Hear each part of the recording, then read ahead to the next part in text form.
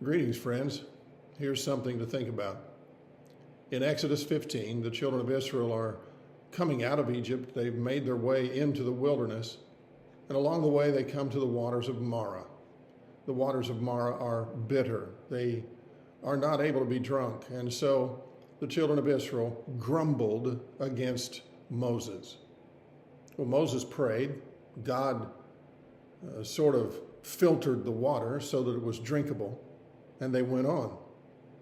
In chapter 16, we come to the point that they are complaining about the food that they have to eat, and they wanted to go back to Egypt, and they would want to eat the food that was there. And the Lord speaks to Moses and tells him, well, I'm going to give them food. I'm going to give them meat to eat. And so Moses addresses the people, and he says to them, you're not complaining against us, that's Moses and Aaron. You're complaining against the Lord. Our complaints are against the Lord. It put me to thinking about a couple of other things. You'll remember Samuel, the prophet, was given the task of setting a king over Israel. They had been crying and crying for a king. God told them through Samuel what this king was going to do and how he would oppress them, but they still wanted a king. This really upset Samuel, but the Lord said to him in 1 Samuel 8, Samuel, it's not you they have rejected, but me. I also thought about David and his affair with Bathsheba.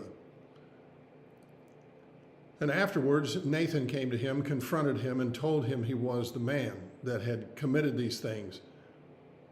And so David prays. We have that prayer in Psalm 51. And in Psalm 51, David says, against you and you alone, O Lord, have I sinned. Against the Lord only had he sinned? He had sinned against Bathsheba. He had sinned against his wife, against his children, against his army, against Uriah, of course, against the people of the land that he was chosen to lead. But he recognized that his sin was, first of all, an offense against God. So our grumblings are against the Lord. When we grumble, we're not grumbling about our boss or our spouse. We're not grumbling about our job. We're not grumbling about the government. We're not grumbling about our favorite sports team. We're grumbling to God. It says in some sense that we're not trusting him. It says in some sense that we've gotten our eyes off of him and looking at the things of the world, and we start grumbling. The Apostle Paul gives us a command in Philippians, do all things without grumbling or disputing. So your grumblings are against the Lord. So what do? How do we overcome this? Well, I think there's a couple of things that we can do.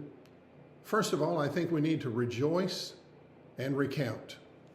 Recount all the things that God has done for us. Recount all the blessings that he has poured into our lives. And then rejoice in all that he has done.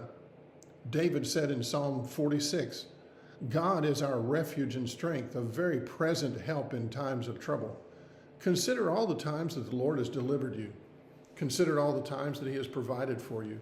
Consider all the times that he has brought you through and delivered you from difficult situations. And then praise and pursue the Lord. This will keep us focused on him rather than upon our circumstances, because our circumstances are always changing, but God never changes.